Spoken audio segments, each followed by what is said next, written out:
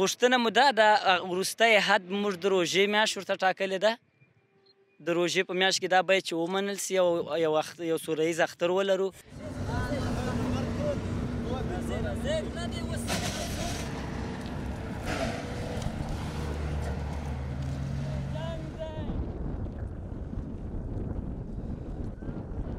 وصلو چې دواړه لوري تر اوسه صلح کولو ته چمتو نه دي، نو ځکه مو بیا د منځ لاره غوره کړله. زموږ عمومي هدف د حرکت عمومي هدف دا دی چې په افغانستان کې د نور هیڅ انسان نه وژل کیږي.